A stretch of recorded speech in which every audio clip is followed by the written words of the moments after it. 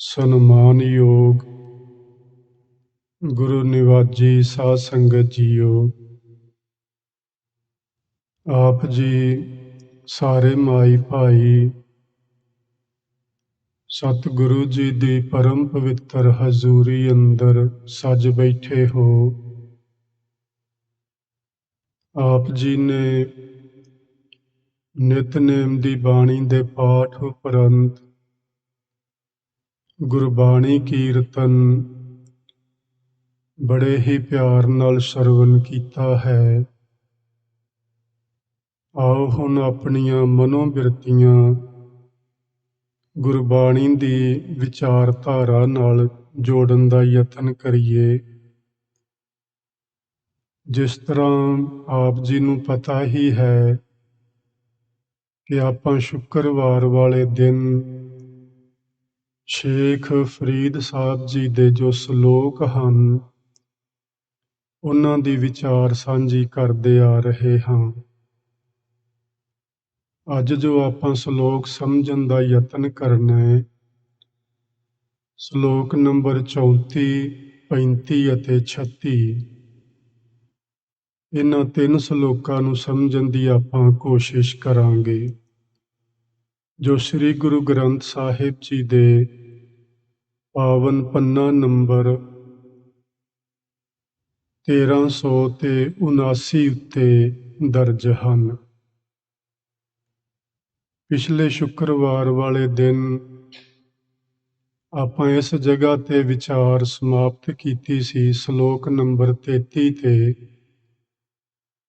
ਜਿਸ ਵਿੱਚ ਫਰੀਦ ਸਾਹਿਬ ਜੀ ਨੇ ਆਪਾਂ ਨੂੰ ਇਹ ਗੱਲ ਸਮਝਾਈ ਸੀ ਕਿ ਜੇ ਕੋਈ ਬੰਦਾ ਕੇਵਲ ਬਾਹਰਲੇ ਧਾਰਮਿਕ ਸਾਧਨ ਹੀ ਕਰਦਾ ਰਵੇ, ਉਹ ਕਰਮ ਕਾਂਡ ਹੀ ਕਰਦਾ ਰਵੇ, ਧਾਰਮਿਕ ਪਹਿਰਾਵਾ ਪਾਈ ਰੱਖੇ, ਧਾਰਮਿਕ ਕਰਮ ਕਰਦਾ ਰਹੇ, ਪਰ ਸਿਮਰਨ ਤੋਂ ਖੁੰਝਿਆ ਰਹੇ, ਪਰਮਾਤਮਾ ਦੇ ਨਾਮ ਸਿਮਰਨ ਨਾਲ ਉਹ ਕਦੀ ਸੁਰਤ ਨਾ ਜੋੜੇ, ਤੇ ਫਰੀਦ ਸਾਹਿਬ ਆਖਦੇ ਸਨ ਕਿ ਉਹਦੇ ਜਿਹੜੇ ਭਲੇ ਗੁਣ ਹੁੰਦੇ ਨੇ ਉਹਦੇ ਪੱਲੇ ਨਹੀਂ ਪੈਂਦੇ, ਉਹਦੇ ਪੱਲੇ ਕੇਵਲ ਔਗਣ ਹੀ ਰਹਿ ਜਾਂਦੇ ਨੇ। ਸੋ ਮੁੱਖ ਰੂਪ ਵਿੱਚ ਸਾਨੂੰ ਸ਼ਲੋਕ ਨੰਬਰ 33 ਵਿੱਚ ਇਹ ਗੱਲ ਸਮਝਾਈ ਗਈ ਸੀ ਕਿ ਤੁਸੀਂ ਪਰਮਾਤਮਾ ਦੇ ਨਾਮ ਸਿਮਰਨ ਨਾਲ ਜੁੜੋ, ਉਸ ਮਾਲਕ ਦੇ ਸ਼ਬਦ ਨਾਲ ਆਪਣੀ ਸੁਰਤ ਨੂੰ ਜੋੜੋ, ਜਿਹੜੇ ਤੁਸੀਂ ਵਿਖਾਵੇ ਦੇ ਕਰਮ ਕਾਂਡ ਕਰਦੇ ਹੋ ਉਹਨਾਂ ਦਾ ਤਿਆਗ ਕਰ ਦਿਓ। ਸੋ ਆਓ ਹੁਣ ਆਪਾਂ ਸ਼ਲੋਕ ਨੰਬਰ 34 ਵੇਖਦੇ ਹਾਂ, ਜਿਸ ਵਿੱਚ ਫਰੀਦ ਸਾਹਿਬ ਆਖਦੇ ਨੇ, ਜੋਬਨ ਜਾਂਦੇ ਨਾ ਡਰਾਂ, ਜੇ ਸ਼ਹਿ ਪ੍ਰੀਤ ਨਾ ਜਾਏ, ਫਰੀਦਾ ਕੀਤੀ ਜੋਬਨ ਪ੍ਰੀਤ ਬਿਨ, ਸੁੱਕ ਗਏ ਕੁਮਲਾਏ। ਇੱਥੇ ਫਰੀਦ ਸਾਹਿਬ ਨੇ ਦੋ ਬਚਨ ਸਾਡੇ ਨਾਲ ਸਾਂਝੇ ਕੀਤੇ ਨੇ। ਇੱਕ ਤਾਂ ਮਨੁੱਖੀ ਜ਼ਿੰਦਗੀ ਦੇ ਵਿੱਚ ਜਿਹੜਾ ਉਹਦਾ ਜਵਾਨੀ ਦਾ ਜਾਂ ਜੋਬਨ ਦਾ ਸਮਾਂ ਹੈ ਉਸ ਦੀ ਗੱਲ ਕੀਤੀ ਏ, ਤੇ ਦੂਸਰਾ ਵਾਹਿਗੁਰੂ ਜੀ ਦੀ ਪ੍ਰੀਤ, ਉਸ ਦੇ ਪਿਆਰ ਦੀ ਗੱਲ ਕੀਤੀ ਏ। ਸੋ ਸਾਡੇ ਇਸ ਸੰਸਾਰਿਕ ਜੀਵਨ ਉੱਤੇ ਤਿੰਨ ਅਵਸਥਾਵਾਂ ਬਣਦੀਆਂ ਨੇ, ਜਿਹਨੂੰ ਗੁਰੂ ਤੇਗ ਬਹਾਦਰ ਸਾਹਿਬ ਮਹਾਰਾਜ ਜੀ ਨੇ ਫਰਮਾਇਆ ਹੈ, ਬਾਲ, ਜਵਾਨੀ ਔਰ ਬਿਰਧ ਫੁਨ, ਤੀਨ ਅਵਸਥਾ ਜਾਨ। ਇਹ ਸਰੀਰਕ ਤਿੰਨ ਅਵਸਥਾ ਸਮਝ ਲਓ ਜਿਹੜੀਆਂ ਮੁੱਖ ਰੂਪ ਵਿੱਚ ਜਾਂ ਮੂਲ ਰੂਪ ਵਿੱਚ ਬਣਦੀਆਂ ਨੇ।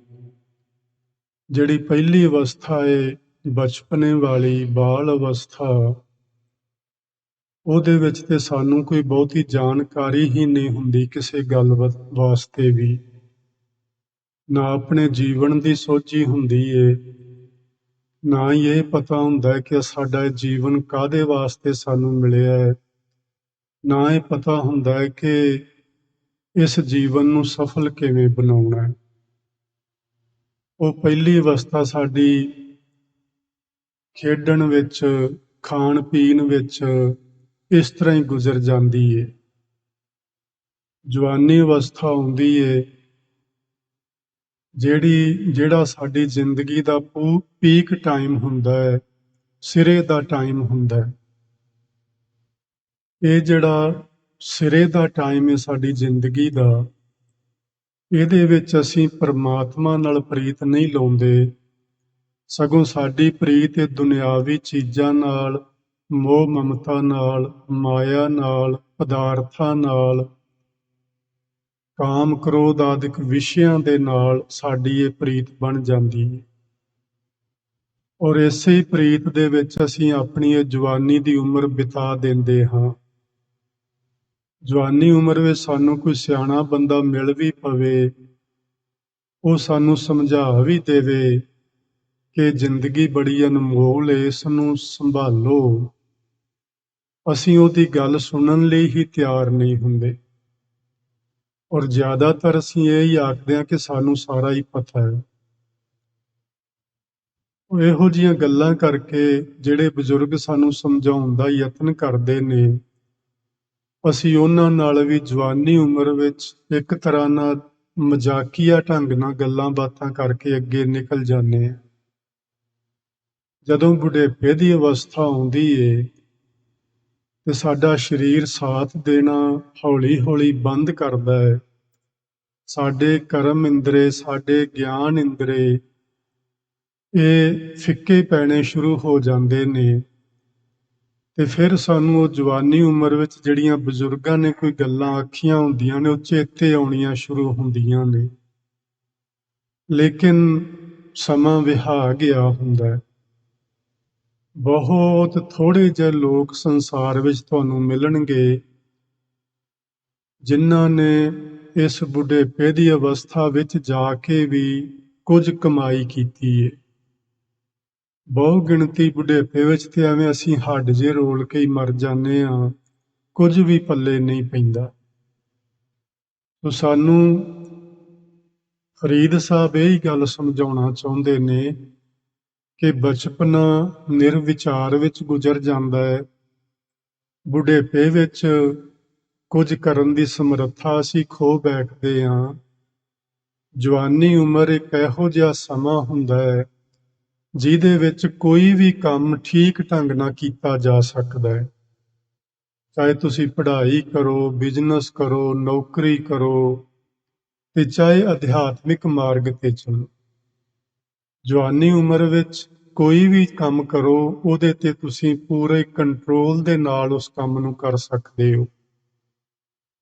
ਪਰ ਫਰੀਦ ਜੀ ਦਾ ਵਿਚਾਰ ਹੈ ਕਿ ਸਾਨੂੰ ਬਾਕੀ ਧੰਦਿਆਂ ਵੱਲ ਵੀ ਧਿਆਨ ਦੇਣਾ ਚਾਹੀਦਾ ਹੈ, ਲੇਕਿਨ ਆਪਣੀ ਜਵਾਨੀ ਉਮਰ ਨੂੰ ਅਜਾਈਂ ਨਹੀਂ ਗਵਾਉਣਾ ਚਾਹੀਦਾ। ਇਸ ਜਵਾਨੀ ਉਮਰ ਵਿੱਚ ਸਾਨੂੰ ਪ੍ਰਭੂ ਦੀ ਭਗਤੀ ਵੱਲ ਜੁੜਨਾ ਚਾਹੀਦਾ ਹੈ।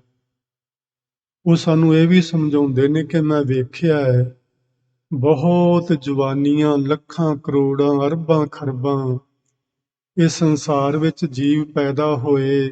ਜਵਾਨੀਆਂ ਵਿੱਚ ਉਹ ਆਪਣੇ ਕਾਮ ਕ੍ਰੋਧ, ਲੋਭ ਮੋਹ ਹੰਕਾਰ ਵਿਸ਼ਿਆਂ ਵਿਕਾਰਾਂ ਵਿੱਚ ਹੀ ਗਰਸੇ ਰਹੇ, ਤੇ ਉਹਨਾਂ ਦਾ ਜਿਹੜਾ ਜੀਵਨ ਸੀ, ਜੋਬਨ ਸੀ, ਉਹ ਵਾਹਿਗੁਰੂ ਜੀ ਦੀ ਪ੍ਰੀਤ ਤੋਂ ਬਿਨਾਂ, ਉਹ ਜਿਵੇਂ ਪਾਣੀ ਤੋਂ ਬਿਨਾਂ ਕੋਈ ਬੂਟਾ ਕੁਮਲਾ ਜਾਂਦਾ ਹੈ ਤੇ ਹੌਲੀ ਹੌਲੀ ਫਿਰ ਉਹ ਸੁੱਕ ਜਾਂਦਾ ਹੈ।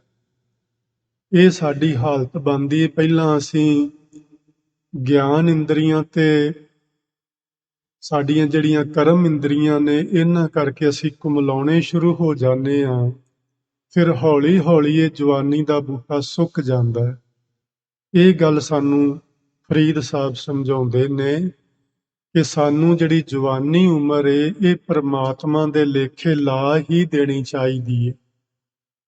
ਇੱਥੇ ਜੋਬਨ ਜਾਂਦੇ ਨਾ ਡਰਾਂ ਤੋਂ ਭਾਵ ਇਹ ਹੈ ਕਿ ਮੈਨੂੰ ਜਵਾਨੀ ਆਪਣੀ ਇਹਨਾਂ ਵਿਕਾਰਾਂ ਵਿੱਚ ਨਹੀਂ ਲਾਉਣੀ ਚਾਹੀਦੀ, ਕਿਉਂਕਿ ਇਸ ਪੱਖ ਤੋਂ ਸੋਚੀਏ ਤੇ ਇਉਂ ਲੱਗਦਾ ਕਿ ਜਿਹੜੇ ਬੰਦੇ ਜਵਾਨੀ ਉਮਰ ਵਿੱਚ ਰੱਬ ਦੇ ਨਾਮ ਵੱਲ ਲੱਗ ਜਾਂਦੇ ਨੇ, ਦੁਨਿਆਵੀ ਲੋਕਾਂ ਵਾਸਤੇ ਉਹ ਆਪਣੀ ਜਵਾਨੀ ਨੂੰ ਖਰਾਬ ਕਰ ਰਹੇ ਹੁੰਦੇ ਨੇ। ਫਰੀਦ ਸਾਹਿਬ ਆਖਦੇ ਨੇ, ਜੇ ਇਸ ਢੰਗ ਨਾਲ ਸੋਚਿਆ ਜਾਏ ਤੇ ਜਵਾਨੀ ਜਾਂਦੀ ਹੈ ਤੇ ਚਲੀ ਜਾਏ, ਮੈਨੂੰ ਉਹਦੀ ਕੋਈ ਪਰਵਾਹ ਨਹੀਂ, ਲੇਕਿਨ ਪਰਮਾਤਮਾ ਨਾਲ ਜਿਹੜਾ ਮੇਰਾ ਪਿਆਰ ਬਣਿਆ, ਜਿਹੜੀ ਪ੍ਰੀਤ ਬਣੀ ਹੈ, ਉਹ ਨਹੀਂ ਜਾਣੀ ਚਾਹੀਦੀ। ਔਰ ਅਸੀਂ ਇਹਨੂੰ ਇਸ ਤਰ੍ਹਾਂ ਵੀ ਆਖ ਸਕਦੇ ਹਾਂ ਕਿ ਫਰੀਦ ਸਾਹਿਬ ਇਉਂ ਕਹਿਣਾ ਚਾਹੁੰਦੇ ਨੇ ਕਿ ਪਰਮਾਤਮਾ ਦੀ ਪ੍ਰੀਤ ਬਣੀ ਰਹੇ, ਉਸ ਪ੍ਰੀਤ ਉੱਤੋਂ ਮੈਂ ਆਪਣੀ ਜਵਾਨੀ ਵੀ ਕੁਰਬਾਨ ਕਰ ਸਕਦਾ ਹਾਂ। ਫਰੀਦਾ ਕਿੱਤੀ ਜੋਬਨ ਪ੍ਰੀਤ ਬਿਨ, ਕਿੰਨੇ ਹੀ ਜੋਬਨ ਇਸ ਵਾਹਿਗੁਰੂ ਜੀ ਦੀ ਪ੍ਰੀਤ ਤੋਂ ਬਿਨਾ ਮੈਂ ਵੇਖਿਆ ਉਹ ਕੁਮਲਾ ਗਏ ਨੇ, ਹੌਲੀ ਹੌਲੀ ਤੇ ਫਿਰ ਸੁੱਕ ਜਾਂਦੇ ਨੇ। ਸਾਨੂੰ ਭਗਤ ਰਵਿਦਾਸ ਜੀ ਨੇ ਬੜਾ ਸੋਹਣਾ ਸਮਝਾਇਆ ਹੈ। ਆਪ ਜੀ ਫਰਮਾਉਂਦੇ ਨੇ, ਮੇਰੀ ਪ੍ਰੀਤ ਗੋਬਿੰਦ ਸਿਉ ਜਿਨ ਘਟੈ। ਇੱਥੇ ਜਿਹੜਾ ਜਿਨ ਸ਼ਬਦ ਦਾ ਮਤਲਬ ਹੈ ਨਾ। ਮੇਰੀ ਪ੍ਰੀਤ ਗੋਬਿੰਦ ਸਿਉ ਜਿਨ ਘਟੈ, ਮੇਰੀ ਜਿਹੜੀ ਪ੍ਰੀਤ ਵਾਹਿਗੁਰੂ ਜੀ ਦੇ ਨਾਲ ਬਣੀ ਏ, ਇਹ ਕਦੇ ਵੀ ਨਹੀਂ ਘਟਣੀ ਚਾਹੀਦੀ ਹੈ, ਸਗੋਂ ਵਧਣੀ ਚਾਹੀਦੀ ਹੈ। ਦਿਨ ਦੁਗਣੀ ਤੇ ਰਾਤ ਚੌਗਣੀ ਸਾਡੀ ਪ੍ਰੀਤ ਪ੍ਰਭੂ ਦੇ ਨਾਲ ਵਧਣੀ ਚਾਹੀਦੀ ਹੈ, ਘਟਣੀ ਨਹੀਂ ਚਾਹੀਦੀ। ਕਿਉਂ? ਮੈਂ ਤੋਂ ਮੋਲ ਮਹਿੰਗੀ ਲਈ ਜੀ ਸਟੈ। ਜੀ ਆਪਣੇ ਮਨ ਦੇ ਬਦਲੇ, ਆਪਣੇ ਜੀਵਨ ਦੇ ਬਦਲੇ ਇਹ ਮੈਂ ਬੜੀ ਮਹਿੰਗੀ ਖਰੀਦੀ ਏ। ਜੇ ਤੁਸੀਂ ਕਦੀ ਪੰਜਾਂ ਪਿਆਰਿਆਂ ਨੂੰ ਪੁੱਛ ਵੇਖੋ ਕਿ ਤੁਹਾਨੂੰ ਗੁਰੂ ਗੋਬਿੰਦ ਸਿੰਘ ਮਹਾਰਾਜ ਦੀ ਪ੍ਰੀਤ ਕਿਸ ਭਾਅ ਪਈ, ਉਹ ਆਖਣਗੇ ਅਸੀਂ ਤੇ ਸਿਰ ਦੇ ਕੇ ਲਈਏ, ਸਿਰ ਦੇ ਵੱਟੇ ਸਾਨੂੰ ਇਹ ਗੁਰੂ ਗੋਬਿੰਦ ਸਿੰਘ ਮਹਾਰਾਜ ਦੀ ਪ੍ਰੀਤ ਪ੍ਰਾਪਤ ਹੋਈ ਸੀ ਤੇ ਗੁਰੂ ਜੀ ਨੇ ਸਾਨੂੰ ਪਿਆਰੇ ਆਖ ਕੇ ਨਿਵਾਜਿਆ ਸੀ। ਇਹ ਪ੍ਰੀਤ ਸਸਤੀ ਨਹੀਂ ਮਿਲਦੀ। ਜੋ ਤੋ ਪ੍ਰੇਮ ਖੇਲਣ ਕਾ ਚਾਓ, ਸਿਰ ਧਰ ਤਲੀ ਗਲੀ ਮੇਰੀ ਆਓ। ਇਹ ਪ੍ਰੀਤ ਬੜੀ ਮਹਿੰਗੀ ਮਿਲਦੀ ਏ, ਪਰ ਜੇ ਕਿਸੇ ਨੂੰ ਮਿਲ ਜਾਏ ਤੇ ਉਹ ਪ੍ਰੀਤ ਨਹੀਂ ਜਾਣੀ ਚਾਹੀਦੀ। ਜਵਾਨੀ ਜਾਂਦੀ ਏ ਤੇ ਚਲੀ ਜਾਏ, ਕਿੰਨੇ ਜੀਵਨ ਜਾਂਦੇ ਨੇ ਤੇ ਚਲੇ ਜਾਣ, ਪਰ ਵਾਹਿਗੁਰੂ ਜੀ ਦੀ ਪ੍ਰੀਤ ਜਿਹੜੀ ਏ ਉਹ ਬਰਕਰਾਰ ਰਹੇ। ਇਹ ਫਰੀਦ ਸਾਹਿਬ ਸਾਨੂੰ ਇਹ ਸ਼ਲੋਕ ਨੰਬਰ 34 ਵਿੱਚ ਸਮਝਾਉਂਦੇ ਨੇ। ਅੱਗੇ ਸ਼ਲੋਕ ਨੰਬਰ 35 ਆਪਾਂ ਵੇਖਦੇ ਹਾਂ, ਜਿਹਦੇ ਵਿੱਚ ਫਰੀਦ ਜੀ ਨੇ ਆਪਣੇ ਹੀ ਜੀਵਨ ਦਾ ਹਵਾਲਾ ਸਾਡੇ ਸਾਹਮਣੇ ਰੱਖਿਆ ਹੈ। ਤੇ ਹਵਾਲਾ ਤੇ ਸਾਡੇ ਸਾਹਮਣੇ ਰੱਖਿਆ, ਲੇਕਿਨ ਪ੍ਰਮਾਤਮਾ ਨੂੰ ਆਖਦੇ ਨੇ, ਸੱਚੇ ਮਾਲਕਾ ਤੂੰ ਵੇਖ ਮੇਰਾ ਜੀਵਨ ਤੇਰੀ ਯਾਦ ਤੋਂ ਬਿਨਾਂ ਕਿਹੋ ਜਿਹਾ ਹੁੰਦਾ। ਆਖਦੇ ਨੇ ਫਰੀਦਾ, ਚਿੰਤ ਖਟੋਲਾ ਵਾਣ ਦੁੱਖ ਬਿਰਹਿ ਵਿਛਾਵਨ ਲੇਫ। ਫਰੀਦ ਜੀ ਕਹਿੰਦੇ ਨੇ, ਖਟੋਲਾ ਦਾ ਮਤਲਬ ਇਹ ਖਾਟ ਤੋਂ ਬਣਿਆ ਹੋਇਆ ਸ਼ਬਦ ਹੈ ਜੀ। ਖਟੋਲਾ ਯਾਨੀ ਛੋਟੀ ਜੀ ਮੰਜੀ, ਛੋਟੀ ਜੀ ਚਾਰਪਾਈ। ਮੇਰੀ ਚਿੰਤਾ ਜਿਹੜੀ ਉਹ ਮੇਰੇ ਲਈ ਇੱਕ ਛੋਟੀ ਜੀ ਚਾਰਪਾਈ ਬਣੀ ਹੋਈ ਹੈ। ਭਾਵ ਮੈਂ ਹਰ ਵਕਤ ਚਿੰਤਾ ਵਿੱਚ ਗਰਸਿਆ ਰਹਿਣਾ। ਅਸੀਂ ਸਾਰੇ ਵੀ ਜੇ ਆਪਣੇ ਆਪਣੇ ਅੰਦਰ ਝਾਤੀ ਮਾਰ ਕੇ ਵੇਖੀਏ ਤੇ ਹਰ ਵਕਤ ਕਿਸੇ ਨਾ ਕਿਸੇ ਪ੍ਰਕਾਰ ਦੀ ਚਿੰਤਾ ਜਿਹੜੀ ਏ ਸਾਨੂੰ ਉਹ ਚੰਬੜੀ ਹੀ ਰਹਿੰਦੀ ਏ। ਇਹ ਚਿੰਤਾ ਸਾਨੂੰ, ਜਿਵੇਂ ਸਿਆਣੇ ਆਖਦੇ ਨੇ, ਚਿੰਤਾ ਚਿਤਾ ਬਰਾਬਰ ਹੁੰਦੀ ਏ। ਚਿਤਾ ਤੇ ਸਾਨੂੰ ਇੱਕ ਵਾਰੀ ਮਿਲਦੀ ਏ ਜ਼ਿੰਦਗੀ ਦੇ ਅਖੀਰਲੇ ਸਮੇਂ ਤੇ, ਚਿੰਤਾ ਕਦੀ ਵੀ ਸਾਡੀ ਜਾਨ ਨਹੀਂ ਛੱਡਦੀ। ਇਹ ਮਾਨੋ ਚਿੰਤਾ ਦਾ ਇੱਕ ਛੋਟਾ ਜਿਹਾ ਖਟੋਲਾ, ਇੱਕ ਮੰਜੀ ਮੇਰੀ ਬਣੀ ਹੋਈ ਏ। ਤੇ ਜਿਹੜਾ ਵਿਛੋੜੇ ਦਾ ਦੁੱਖ ਏ, ਇਹ ਉਸ ਮੰਜੀ ਨੂੰ ਵਾਣ ਪਿਆ ਹੋਇਆ, ਭਾਵ ਇਸ ਮੰਜੀ ਨੂੰ ਦੁੱਖ ਨਾਲ ਬੁਣਿਆ ਹੋਇਆ। ਬਿਰਹਾ ਵਿਛਾਵਨ ਲੇਪ, ਇਹ ਦੋ ਚੀਜ਼ਾਂ ਹੁੰਦੀਆਂ ਜਿਹੜਾ ਅਸੀਂ ਥੱਲੇ ਵਿਛਾਉਣਾ ਕਰਦੇ ਹਾਂ ਉਹਨੂੰ ਤਲਾਈ ਆਖਦੇ ਹਾਂ, ਜਿਹੜੀ ਉੱਤੇ ਰਜਾਈ ਲੈਂਦੇ ਹਾਂ ਉਸਨੂੰ ਲੇਪ ਆਖੀਦਾ ਸੀ ਪੁਰਾਣੇ ਸਮੇਂ 'ਚ। ਅੱਜ ਕੱਲ੍ਹ ਆਪਾਂ ਰਜਾਈ ਆਖ ਲੈਂਦੇ ਹਾਂ।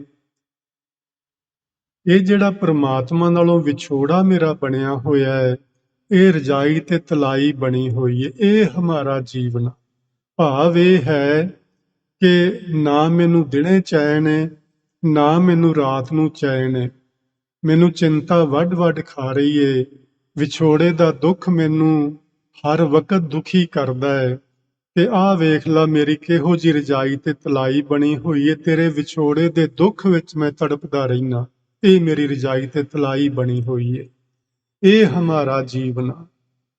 ਤੂੰ ਸਾਹਿਬ ਸੱਚੇ ਵੇਖੇ, ਸੱਚੇ ਪਾਤਸ਼ਾਹ ਤੂੰ ਮੇਰੇ ਜੀਵਨ ਵੱਲ ਝਾਤੀ ਮਾਰ ਕੇ ਵੇਖ ਤੇਰੇ ਨਾਮ ਸਿਮਰਨ ਤੋਂ ਟੁੱਟ ਕੇ ਤੇ ਆ ਮੇਰੀ ਹਾਲਤ ਹੋ ਜਾਂਦੀ ਏ, ਜਿਹੜੀ ਫਰੀਦ ਸਾਹਿਬ ਨੇ ਦੱਸੀ ਏ। ਅਸੀਂ ਇਸ ਨੂੰ ਮਹਿਸੂਸ ਕਰੀਏ ਜਾਂ ਨਾ ਕਰੀਏ, ਲੇਕਿਨ ਸਾਡੀ ਹਾਲਤ ਸਭਨਾਂ ਦੀ ਇਹ ਹੋਈ ਏ। ਅਸੀਂ ਕਿਸੇ ਨਾ ਕਿਸੇ ਕਾਰਨ ਦੁਖੀ ਵੀ ਰਹਿੰਦੇ ਹਾਂ। ਕਦੀ ਸਾਨੂੰ ਮਾਨਸਿਕ ਦੁੱਖ ਆ ਚੰਬੜਦੇ ਨੇ, ਕਦੀ ਸਰੀਰਕ ਦੁੱਖ ਆ ਚੰਬੜਦੇ ਨੇ, ਕਦੀ ਸਾਨੂੰ ਚਿੰਤਾਵਾਂ ਝੋਰੇ ਹਰ ਵਕਤ ਲੱਗੇ ਰਹਿੰਦੇ ਨੇ ਕਿਸੇ ਨਾ ਕਿਸੇ ਤਰ੍ਹਾਂ ਦੇ। ਇਹ ਚੀਜ਼ ਮੈਨੂੰ ਮਿਲੇਗੀ ਕਿਵੇਂ? ਜੇ ਮਿਲ ਗਈ ਹੈ ਤੇ ਹੁਣ ਸਦਾ ਮੇਰੇ ਕੋਲ ਕਿਵੇਂ ਰਹੇਗੀ? ਕਿਸੇ ਤਰ੍ਹਾਂ ਮੇਰੇ ਹੱਥੋਂ ਨਾ ਨਿਕਲ ਜਾਏ। ਬਸ ਇਹੋ ਹੀ ਕੁਝ ਸਾਰੀ ਜ਼ਿੰਦਗੀ ਸਾਡੇ ਅੰਦਰ ਦਿਮਾਗ ਵਿੱਚ ਚੱਲਦਾ ਹੀ ਰਹਿੰਦਾ ਔਰ ਲਗਾਤਾਰ ਚੱਲਦਾ ਹੈ। ਨਾ ਇਹ ਦਿਮਾਗ ਦੀ ਜਿਹੜੀ ਚਾਲ ਏ ਰਾਤ ਨੂੰ ਬੰਦ ਹੁੰਦੀ ਏ, ਨਾ ਦਿਨੇ ਬੰਦ ਹੁੰਦੀ ਏ। ਇਸ ਨੂੰ ਅਸੀਂ ਮਾਨਸਿਕ ਫੁਰਨੇ ਆਖਦੇ ਹਾਂ। ਇਹ ਰਾਤ ਦਿਨ ਫੁਰਨੇ ਸਾਡੇ ਅੰਦਰ ਚੱਲਦੇ ਰਹਿੰਦੇ ਨੇ। ਇਹ ਹੈ ਵਿਛੋੜਾ ਪ੍ਰਭੂ ਨਾਲੋਂ। ਜਿਨ੍ਹਾਂ ਨੂੰ ਪ੍ਰਭੂ ਦਾ ਮਿਲਾਪ ਹਾਸਲ ਹੋ ਜਾਂਦਾ ਹੈ, ਉਹਨਾਂ ਦੀਆਂ ਚਿੰਤਾਵਾਂ ਵੀ ਖਤਮ ਹੋ ਜਾਂਦੀਆਂ ਨੇ, ਉਹਨਾਂ ਦੇ ਮਾਨਸਿਕ ਤੇ ਸਰੀਰਕ ਦੁੱਖ ਵੀ ਖਤਮ ਹੋ ਜਾਂਦੇ ਨੇ। ਹਰ ਪ੍ਰਕਾਰ ਦੀਆਂ ਚਿੰਤਾ ਝੋਰੇ ਉਹਨਾਂ ਦੇ ਮੁੱਕ ਜਾਂਦੇ ਨੇ, ਜਿਹੜੇ ਲੋਕ ਪਰਮਾਤਮਾ ਨਾਲ ਜੁੜ ਜਾਂਦੇ ਨੇ।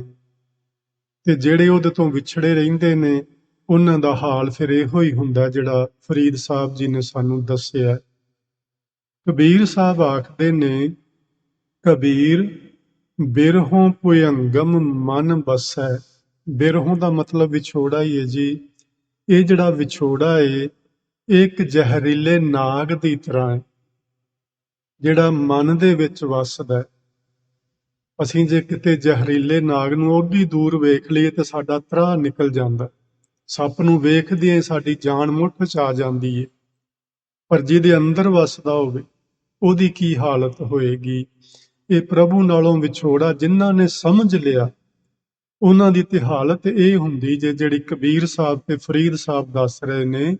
ਜਿਨ੍ਹਾਂ ਨੇ ਸਮਝਿਆ ਨਹੀਂ, ਜਿਨ੍ਹਾਂ ਨੂੰ ਅਹਿਸਾਸ ਹੀ ਨਹੀਂ ਹੋਇਆ ਕਿ ਅਸੀਂ ਰੱਬ ਜੀ ਨਾਲੋਂ ਵਿਛੜ ਕੇ ਦੁੱਖ ਪਾ ਰਹੇ ਹਾਂ ਔਰ ਇੱਕ ਜਨਮ ਨਹੀਂ ਜਨਮਾਂ ਜਨਮਾਂਤਰਾਂ ਤੋਂ ਦੁਖੀ ਹੁੰਦੇ ਆ ਰਹੇ ਹਾਂ, ਤੇ ਜੇ ਇਸ ਜਨਮ ਵਿੱਚ ਵੀ ਨਾ ਮਿਲ ਪਾਏ ਤੇ ਵਿਛੋੜੇ ਦਾ ਦੁੱਖ ਫਿਰ ਮੁੱਕਣ ਵਾਲਾ ਨਹੀਂ। ਪਤਾ ਨਹੀਂ ਕਿੰਨਿਆਂ ਜਨਮਾਂ ਤੱਕ ਅਸੀਂ ਦੁਖੀ ਹੋਣਾ। ਬਿਰਹੋਂ ਭੁਯੰਗਮ ਮਨ ਬਸੈ। ਇਹ ਜਿਹੜਾ ਵਿਛੋੜੇ ਵਾਲਾ ਸੱਪ ਹੈ ਨਾ, ਕਬੀਰ ਸਾਹਿਬ ਆਖਦੇ ਨੇ, ਜ਼ਹਿਰੀਲਾ ਨਾਗ ਮੇਰੇ ਮਨ ਵਿੱਚ ਵੱਸਦਾ ਹਰ ਵਕਤ। ਮੰਤ ਨਾ ਮਾਨੈ ਕੋਏ। ਇਹ ਕੋਈ ਮੰਤਰ ਇਹਨੂੰ ਨਹੀਂ, ਜਿਵੇਂ ਹੁੰਦਾ ਨਾ ਸੱਪ ਨੂੰ ਕੀਲ ਲੈਂਦੇ ਨੇ ਜੋਗੀ ਲੋਕ ਜਿਹੜੇ ਬੀਣ ਵਜਾ ਕੇ, ਵੀ ਇਹੋ ਜਿਹਾ ਕੋਈ ਮੰਤਰ ਹੀ ਨਹੀਂ ਜਿਹਦੇ ਨਾਲ ਇਹ ਵਿਛੋੜੇ ਰੂਪ ਦੁੱਖ ਨੂੰ ਮੈਂ ਕੀਲ ਸਕਾਂ, ਇਹਦੇ ਉੱਤੇ ਮੈਂ ਕਾਬੂ ਪਾ ਸਕਾਂ। ਰਾਮ ਵਿਯੋਗੀ ਨਾ ਜੀਐ, ਜੀਐ ਤਾਂ ਬੌਰਾ ਹੋਏ। ਜਿਸ ਨੂੰ ਪ੍ਰਮਾਤਮਾ ਦੇ ਨਾਮ ਦਾ ਸੱਲ ਲੱਗਾ ਏ, ਜਿਸ ਨੂੰ ਉਸ ਵਿਛੋੜੇ ਦੀ ਖਿੱਚ ਪਈ ਏ, ਇਸ ਨੂੰ ਪ੍ਰੋਫੈਸਰ ਸਾਹਿਬ ਸਿੰਘ ਕਸਕ ਸ਼ਬਦ ਵਰਤਦੇ ਨੇ।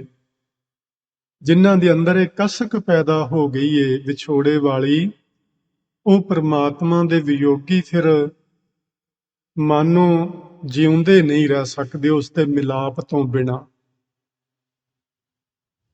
ਜੇ ਉਹ ਜਿਉਂਦਾ ਏ ਤੇ ਮਾਨੋ ਦੁਨੀਆ ਦੀ ਨਿਗਾਹ ਵਿੱਚ ਉਹ ਪਾਗਲ ਹੋ ਜਾਂਦਾ। ਬੌਰਾ ਮੈਨੇ ਪਾਗਲ ਹੀ ਹੁੰਦਾ। ਅਸੀਂ ਵੇਖਦੇ ਹਾਂ ਕਈ ਸਾਧੂ ਸੰਤ ਜਿਹੜੇ ਪ੍ਰਮਾਤਮਾ ਦੇ ਵਿਯੋਗ ਵਿੱਚ ਰਾਤ ਦਿਨ ਤੜਪਦੇ ਰਹਿੰਦੇ ਨੇ। ਉਹਨਾਂ ਨੂੰ ਨਾ ਖਾਣ ਦੀ ਸੋਝੀ ਰਹਿ ਜਾਂਦੀ ਹੈ, ਨਾ ਪਹਿਰਨ ਦੀ ਸੋਝੀ ਰਹਿ ਜਾਂਦੀ ਹੈ। ਉਹ ਵਿਛੋੜੇ ਦਾ ਸੱਲ ਇੰਨਾ ਮਜ਼ਬੂਤ ਹੁੰਦਾ ਹੈ ਜਿਹੜਾ ਹਰ ਚੀਜ਼ ਨੂੰ ਭੁਲਾ ਕੇ ਰੱਖ ਦਿੰਦਾ ਹੈ। ਤੇ ਉਸ ਵਿਛੋੜੇ ਵਿੱਚ ਉਹ ਵਿਯੋਗੀ ਲੋਕ ਜਿਹੜੇ ਨੇ, ਫਿਰ ਉਹ ਰਾਤ ਦਿਨ ਉਹਦੀ ਯਾਦ ਵਿੱਚ ਹੀ ਬਿਤਾ ਦਿੰਦੇ ਨੇ। ਬਾਕੀ ਸਭ ਕੁਝ ਉਹਨਾਂ ਨੂੰ ਭੁੱਲ ਜਾਂਦਾ ਤੇ ਲੋਕਾਂ ਦੀ ਨਿਗਾਹ ਵਿੱਚ ਉਹ ਬੌਰੇ ਹੋ ਜਾਂਦੇ। ਲੋਕ ਉਹਨਾਂ ਨੂੰ ਕਮਲੇ ਆਖਦੇ ਨੇ, ਲੋਕ ਉਹਨਾਂ ਨੂੰ ਝੱਲੇ ਆਖਦੇ ਨੇ। ਆਪਾਂ ਪੜ੍ਹਿਆ ਨਾ ਗੁਰੂ ਅਮਰਦਾਸ ਮਹਾਰਾਜ ਜੀ ਦਾ ਇਤਿਹਾਸ। ਉਹ ਜਿਹੜੀ ਗਵਾਂਢਣ ਸੀ ਜੁਲਾਈ, ਉਹ ਕੀ ਕਹਿੰਦੀ ਸੀ ਗੁਰੂ ਅਮਰਦਾਸ ਮਹਾਰਾਜ ਜੀ ਨੂੰ? ਬਸ ਉਹ ਗੱਲ ਉਹਨਾਂ ਲੋਕਾਂ ਨੂੰ ਆਖੀ ਜਾਂਦੀ ਏ ਜਿਹੜੇ ਪਰਮਾਤਮਾ ਦੇ ਵਿਯੋਗੀ ਹੋ ਜਾਂਦੇ। ਸੋ ਅਸੀਂ ਯਤਨ ਕਰੀਏ, ਜਿੱਥੇ ਅਸੀਂ ਗੁਰੂ ਕੀ ਬਾਣੀ ਪੜ੍ਹਦੇ ਹਾਂ, ਸੁਣਦੇ ਹਾਂ, ਵਿਚਾਰਦੇ ਹਾਂ, ਆਪਣੇ ਅੰਦਰ ਵਿਛੋੜੇ ਦਾ ਅਹਿਸਾਸ ਪੈਦਾ ਕਰੀਏ ਕਿ ਅਸੀਂ ਰੱਬ ਜੀ ਨਾਲੋਂ ਸੱਚੀ ਮੁੱਚੀ ਵਿਛੜੇ ਹੋਏ ਹਾਂ। ਵੈਸੇ ਇਹ ਅਹਿਸਾਸ ਇੰਨਾ ਸੌਖਾ ਬਣਦਾ ਨਹੀਂ। ਇਉਂ ਹੀ ਲੱਗਦਾ ਕਿੱਥੇ ਆ ਵਿਛੋੜਾ, ਕਿਹੜਾ ਸਾਨੂੰ ਦੁੱਖ, ਸੋਹਣੀ ਮਾਇਆ ਕਮਾ ਰਹੇ ਆ, ਬੱਚੇ ਨੇ, ਪਰਿਵਾਰ ਨੇ, ਘਰ ਬਾਹਰ ਏ, ਗੱਡੀਆਂ ਮੋਟਰਾਂ, ਸਾਨੂੰ ਸਾਰੇ ਰੱਬ ਨੇ ਸੁੱਖ ਦਿੱਤੇ ਨੇ। ਉਹਨਾਂ ਸੁੱਖਾਂ ਨੇ ਸਾਨੂੰ ਪਰਮਾਤਮਾ ਨਾਲੋਂ ਵਿਛੋੜੇ ਦਾ ਜਿਹੜਾ ਅਹਿਸਾਸ ਏ ਉਹ ਭੁਲਾ ਹੀ ਛੱਡਿਆ। ਇਸ ਲਈ ਸਾਨੂੰ ਜਿਹੜੇ ਲੋਕ ਆਪਾਂ ਗੁਰੂ ਕੀ ਬਾਣੀ ਨਾਲ ਜੁੜਦੇ ਹਾਂ, ਗੁਰੂ ਕੀ ਵਿਚਾਰ ਨਾਲ ਜੁੜਦੇ ਹਾਂ, ਆਪਣੇ ਅੰਦਰ ਪਰਮਾਤਮਾ ਦੇ ਵਿਛੋੜੇ ਦਾ ਅਹਿਸਾਸ ਪੈਦਾ ਕਰੀਏ। ਇਹ ਕੀਤਿਆਂ ਹੀ ਹੋਣਾ ਹੈ। ਤੇ ਅਖੀਰ ਵਿੱਚ ਸ਼ਲੋਕ ਨੰਬਰ 36, ਜਿਹਦੇ ਵਿੱਚ ਫਰੀਦ ਸਾਹਿਬ ਆਖਦੇ ਨੇ, ਬਿਰਹਾ ਬਿਰਹਾ ਆਖੀਐ ਬਿਰਹਾ ਤੂੰ ਸੁਲਤਾਨ। ਇਹ ਵੇਖੋ ਜਿਹੜੇ ਤਿੰਨੇ ਸ਼ਲੋਕ ਨੇ ਨਾ, ਇਹ ਬਿਰਹਾ ਦੇ ਨਾਲ ਹੀ ਸੰਬੰਧਿਤ ਨੇ। ਫਰੀਦ ਸਾਹਿਬ ਆਖਦੇ ਨੇ ਵੀ ਲੋਕ ਕਹਿੰਦੇ ਨੇ ਵਿਛੋੜਾ, ਹਾਏ ਵਿਛੋੜਾ ਬੜਾ ਦੁਖੀ ਕਰਦਾ ਹੈ, ਬੜਾ ਪਰੇਸ਼ਾਨ ਕਰਦਾ ਹੈ। ਜ਼ਰੂਰੀ ਨਹੀਂ ਲੋਕਾਂ ਨੂੰ ਕੋਈ ਰੱਬ ਨਾਲੋਂ ਵਿਛੋੜਾ, ਆਪਣੇ ਪਿਆਰਿਆਂ ਨਾਲੋਂ ਵਿਛੋੜਾ, ਆਪਣੇ ਧੀਆਂ ਪੁੱਤਰਾਂ ਨਾਲੋਂ ਵਿਛੋੜਾ, ਆਪਣੇ ਮਾਤਾ ਪਿਤਾ ਨਾਲੋਂ ਵਿਛੋੜਾ, ਆਪਣੇ ਧਨ ਪਦਾਰਥ ਨਾਲੋਂ ਵਿਛੋੜਾ। ਕਈ ਵਾਰੀ ਅਸੀਂ ਆਪਣੇ ਮੁਲਕ ਨਾਲੋਂ ਵੀ ਵਿਛੋੜਾ ਮਹਿਸੂਸ ਕਰਦੇ ਹਾਂ। ਆਪਣੀ ਧਰਤੀ ਨੂੰ ਜਦੋਂ ਛੱਡ ਕੇ ਕੋਈ ਮਨੁੱਖ ਜਾਂਦਾ, ਜਿੱਥੇ ਉਹ ਬਾਲਪਣੇ ਵਿੱਚ ਖੇਡਿਆ ਹੁੰਦਾ ਹੈ, ਉਹ ਯਾਦਾਂ ਆਉਂਦੀਆਂ ਨੇ, ਉਹ ਵਿਛੋੜਾ ਵੀ ਤੰਗ ਕਰਦਾ। ਬਿਰਹਾ ਬਿਰਹਾ ਆਖੀਐ, ਲੋਕ ਆਂਦੇ ਨੇ ਵਿਛੋੜਾ ਬੜਾ ਮਾੜਾ ਹੈ, ਬੜਾ ਮਾੜਾ ਲੋਕ ਕਹਿੰਦੇ ਨੇ, ਪਰ ਫਰੀਦ ਜੀ ਕਹਿੰਦੇ ਨੇ ਬਿਰਹਾ ਤੂੰ ਸੁਲਤਾਨ, ਮੈਂ ਤੇ ਤੈਨੂੰ ਇੱਕ ਬਾਦਸ਼ਾਹ ਦੀ ਤਰ੍ਹਾਂ ਸਮਝਦਾ ਹਾਂ। ਤੇਰਾ ਹੁਕਮ ਸਭਨਾ ਉੱਤੇ ਚੱਲਦਾ ਹੈ, ਮੈਂ ਤੈਨੂੰ ਨਮਸਕਾਰ ਕਰਦਾ ਜਿਵੇਂ ਬਾਦਸ਼ਾਹ ਦੇ ਅੱਗੇ ਪ੍ਰਣਾਮ ਕੀਤਾ ਜਾਂਦਾ ਹੈ। ਬਿਰਹਾ ਤੂੰ ਤੇ ਮੇਰੇ ਵਾਸਤੇ ਸੁਲਤਾਨ ਦੀ ਤਰ੍ਹਾਂ ਹੈ। ਫਰੀਦਾ ਜਿਤ ਤਨ ਬਿਰਹੋਂ ਨਾ ਉਪਜੈ, ਜਿਸ ਸਰੀਰ ਦੇ ਅੰਦਰ ਇਹ ਸੱਲ ਨਹੀਂ ਪੈਦਾ ਹੁੰਦਾ, ਵਿਛੋੜੇ ਦਾ ਅਹਿਸਾਸ ਨਹੀਂ ਉਪਜਦਾ, ਸੋ ਤਨ ਜਾਣ ਮਸਾਨ, ਉਸ ਸਰੀਰ ਨੂੰ ਤਾਂ ਤੁਸੀਂ ਮਸਾਣਾਂ ਦੀ ਤਰ੍ਹਾਂ ਸਮਝ ਲਓ। ਜਿੱਥੇ ਮੁਰਦਾ ਜਲਾਏ ਜਾਂਦੇ ਨੇ ਜਾਂ ਮੁਰਦੇ ਦਫਨਾਏ ਜਾਂਦੇ ਨੇ, ਉਸ ਜਗ੍ਹਾ ਦੀ ਤਰ੍ਹਾਂ ਸਮਝ ਲਓ ਉਸ ਸਰੀਰ ਨੂੰ, ਜਿਸ ਸਰੀਰ ਵਿੱਚ ਪ੍ਰਮਾਤਮਾ ਦੇ ਪ੍ਰਤੀ ਵਿਛੋੜੇ ਦੀ ਭਾਵਨਾ ਹੀ ਪੈਦਾ ਨਹੀਂ ਹੁੰਦੀ। ਸੋ ਇਹ ਬਚਨ ਫਰੀਦ ਸਾਹਿਬ ਨੇ ਸਾਨੂੰ ਸ਼ਲੋਕ ਨੰਬਰ 36 ਵਿੱਚ ਸਮਝਾਏ ਨੇ। ਪੰਜਵੇਂ ਪਾਤਸ਼ਾਹ ਫਰਮਾਉਂਦੇ ਨੇ, ਵਿਛੋੜਾ ਸੁਣੇ ਦੁੱਖ। ਦੁੱਖ ਦਾ ਇਹ ਨਾ ਜੀ ਦੱਖਣੀ ਬੋਲੀ ਏ ਲਹਿੰਦੇ ਪੰਜਾਬ ਦੀ, ਜਿੱਧਰ ਫਰੀਦ ਜੀ ਹੋਏ ਨੇ। ਦੁੱਖ ਦਾ ਮਤਲਬ ਹੈ ਦੁੱਖ, ਉਧਰ ਦੱਦੇ ਨੂੰ ਡ ਕਰਕੇ ਉਚਾਰਿਆ ਜਾਂਦਾ। ਵਿਛੋੜਾ ਸੁਣੇ ਦੁੱਖ, ਜੇ ਪਤਾ ਲੱਗੇ ਮੇਰਾ ਵਿਛੋੜਾ ਹੋਣ ਵਾਲਾ ਹੈ ਕਿਸੇ ਨਾਲੋਂ, ਤੇ ਅੰਦਰ ਦੁੱਖ ਪੈਦਾ ਹੋ ਜਾਂਦਾ। ਸਾਨੂੰ ਜਰਾ ਜਿੰਨਾ ਪਤਾ ਲੱਗੇ ਮੇਰੇ ਧੀ ਪੁੱਤਰ ਨੇ ਕੱਲ ਨੂੰ ਪਰਦੇਸਾਂ ਨੂੰ ਚਲੇ ਜਾਣਾ ਹੈ, ਕਿੰਨੇ ਕਿੰਨੇ ਦਿਨ ਮਾਪੇ ਸੌਂਦੇ ਨਹੀਂ ਹੁੰਦੇ, ਨੀਂਦ ਨਹੀਂ ਆਉਂਦੀ ਰਾਤ। ਵਿਛੋੜਾ ਸੁਣੇ ਦੁੱਖ, ਵਿਛੋੜੇ ਦਾ ਨਾਂ ਸੁਣਦੇ ਹੀ ਦੁੱਖ ਅੰਦਰ ਪੈਦਾ ਹੋ ਜਾਂਦਾ। ਵਿਨ ਡਿੱਠੇ ਮਰਿਓਦ, ਜਿਸ ਪਿਆਰੇ ਨੇ ਵਿਛੜ ਜਾਣਾ ਉਹਨੂੰ ਵੇਖਣ ਤੋਂ ਬਿਨਾਂ ਤੇ ਮਰ ਮਰ ਜਾਈਦਾ। ਬਾਝ ਪਿਆਰੇ ਆਪਣੇ, ਆਪਣੇ ਪਿਆਰੇ ਪ੍ਰਭੂ ਤੋਂ ਬਿਨਾਂ ਬਿਰਹੀ ਨਾ ਧੀਰੋਧ, ਜਿਹੜਾ ਵਿਯੋਗੀ ਏ ਭਾਈ, ਉਸ ਨੂੰ ਤੇ ਧੀਰਜ ਨਹੀਂ ਆਉਂਦੀ। ਉਹਨੂੰ ਨਾ ਅੰਮ੍ਰਿਤ ਵੇਲਾ ਭੁੱਲਦਾ ਹੈ, ਨਾ ਸ਼ਾਮ ਦਾ ਵੇਲਾ ਭੁੱਲਦਾ ਹੈ। ਹਰ ਵਕਤ ਉਹ ਤੇ ਪ੍ਰਮਾਤਮਾ ਦੇ ਨਾਮ ਦੇ ਵਿੱਚ ਜੁੜਿਆ ਹੀ ਰਹਿੰਦਾ, ਕਿਸੇ ਨਾ ਕਿਸੇ ਤਰੀਕੇ ਉਹਦੀ ਯਾਦ ਬਣਾਈ ਹੀ ਰੱਖਦਾ।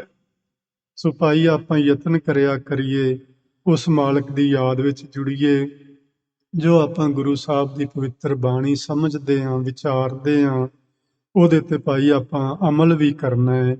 ਅਮਲ ਕਰਨ ਤੋਂ ਬਿਨਾਂ ਸਾਡਾ ਇਹ ਜ਼ਿੰਦਗੀ ਦਾ ਸਮਾਂ, ਜਿਵੇਂ ਅਸੀਂ ਪਹਿਲੇ ਸ਼ਲੋਕ ਵਿੱਚ ਵਿਚਾਰ ਕੀਤਾ ਸੀ ਵੀ ਸਾਡੀ ਜਵਾਨੀ ਐਵੇਂ ਵਿਅਰਥ ਚਲੀ ਜਾਂਦੀ ਹੈ, ਬੁਢੇਪਾ ਆ ਜਾਂਦਾ ਏ ਤੇ ਉਹਦੇ ਵਿੱਚ ਕੁਝ ਅਸੀਂ ਕਰ ਨਹੀਂ ਸਕਦੇ, ਅਸੀਂ ਆਪਣੀ ਕਰਨ ਦੀ ਸਮਰੱਥਾ ਹੀ ਖੋ ਬੈਠਦੇ ਹਾਂ। ਮੈਂ ਆਪ ਜੀ ਨੂੰ ਬੇਨਤੀ ਕੀਤੀ ਸੀ ਕਿ ਥੋੜੇ ਜਿਹੇ ਲੋਕ ਹੁੰਦੇ ਨੇ ਜਿਹੜੇ ਬਜ਼ੁਰਗ ਅਵਸਥਾ ਵਿੱਚ ਕੁਝ ਕਰ ਗੁਜ਼ਰਦੇ ਨੇ, ਨਹੀਂ ਤੇ ਸਾਡੇ ਵਰਗੇ ਹੁਣ ਤੋਂ ਹੀ ਹਥਿਆਰ ਸੁੱਟ ਕੇ ਬਹਿ ਗਏ ਨੇ ਕਿ ਹੁਣ ਕੁਛ ਨਹੀਂ ਹੋਣਾ। ਇਹ ਸਾਡੀ ਸਾਰਿਆਂ ਦੀ ਹਾਲਤ ਇਹੋ ਜਿਹੀ ਕੁਝ ਹੁੰਦੀ ਏ। ਭਾਈ ਜਿਹੜੇ ਸੁਣਦੇ ਹੋ, ਜਵਾਨੀ ਉਮਰ ਇਸ ਨੂੰ ਸੰਭਾਲ ਲਵੋ, ਜਿਹੜੇ ਅੱਜ ਵੀ ਅਸੀਂ ਭਾਵੇਂ ਅਸੀਂ ਵਡੇਰੀ ਉਮਰ ਵਿੱਚ ਚਲੇ ਗਏ ਹਾਂ, ਗੁਰੂ ਜੀ ਨੇ ਆਖਿਆ ਹੀ ਹੈ 60 ਕੇ ਬੁਢੇਪਾ ਆਵੈ। 60 ਤੋਂ ਜਿੰਨੇ ਆਪਾਂ ਲੋਕ ਉੱਤੇ ਹੋ ਗਏ ਹਾਂ, ਆਪਣੇ ਤੇ ਬੁਢੇਪਾ ਆ ਹੀ ਗਿਆ ਹੈ, ਪਰ ਅਜੇ ਹੱਥ ਪੈਰ ਚੱਲਦੇ ਨੇ, ਯਤਨ ਕਰੀਏ। ਜੇ ਜਵਾਨੀ ਚਲੀ ਗਈ ਏ ਤੇ ਬੁਢੇਪਾ ਜ਼ਰੂਰ ਸੰਭਾਲ ਲਈਏ। ਸੋ ਇੰਨੇ ਕੁ ਬਚਨ ਅੱਜ ਤੁਸੀਂ ਪ੍ਰਵਾਨ ਕਰਨਾ ਜੀ। ਬੇਅੰਤ ਪ੍ਰਕਾਰ ਦੀਆਂ ਹੋਈਆਂ ਭੁੱਲਾਂ ਦੀ ਖਿਮਾ ਬਖਸ਼ਿਸ਼ ਕਰਨਾ। ਪਿਆਰ ਨਾਲ ਆਖੋ ਜੀ, ਵਾਹਿਗੁਰੂ ਜੀ ਕਾ ਖਾਲਸਾ, ਵਾਹਿਗੁਰੂ ਜੀ ਕੀ ਫਤਿਹ।